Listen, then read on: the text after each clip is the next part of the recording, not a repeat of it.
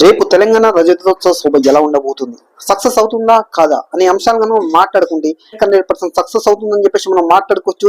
So ఈ సభని ఎలాగైనా ఆపేయాలని చెప్పేసి అధికార పార్టీ కూడా విశ్వ ప్రయత్నాలు చేస్తుందని చెప్పేసి మనం చాలా క్లారిటీగా అర్థమవుతుంది.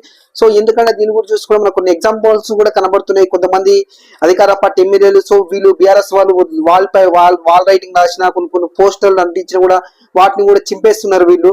సో హైటాక్ సంబంధించిన వాళ్ళు కూడా మొత్తం బీఆర్ఎస్ పోస్టర్ మొత్తం చింపేసినట్టు కూడా మనకు న్యూస్ వస్తుంది.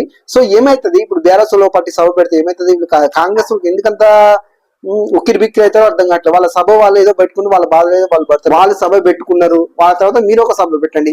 మీ సభకి ఎక్కువ జనం వస్తారో వాళ్ళ సభకి ఎక్కువ జనం వస్తారో తెలుస్తుంది.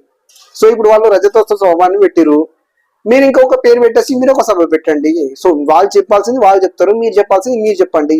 సో ఎవరైతే సభ పెట్టుకుందని చెప్పేసి వాళ్ళైతే ఏం ఆపట్లేగా. సో వాళ్ళ సభ పెట్టుకుని మీరు కూడా సభ పెట్టండి. సో జనం ఎవరు చెప్పింది వస్తే ఎవరి పాలన వస్తే వాళ్ళ సైడే ఉండరు, ఇది మాత్రం ఫిక్స్. అంతేగాని చెప్పేసి వాళ్ళు పోస్టర్లు పెట్టారు మేము చింపేస్తాం, వాళ్ళు అది చేసి మేము చేస్తాం, సో వాళ్ళ రైటింగ్ చేసి మేము వైట్ పెయింట్ వేపిస్తాం అనేది నిజం కూడా వాళ్ళ అమాయకత్వం వాళ్ళ విజ్ఞతకే వదిలేయాలి. లిటరల్ గా మాట్లాడుకుంటే అవి నిజంగా కూడా ఒక పొలిటీషియన్ లక్షణాలు కావు. లిటరల్ గా మాట్లాడుకుంటే అది ఎవరు కూడా చేయకూడదు. వాళ్ళ సభ పెట్టుకుని ఏమైతే దానికి పెద్ద పరక ఏమైతుంది.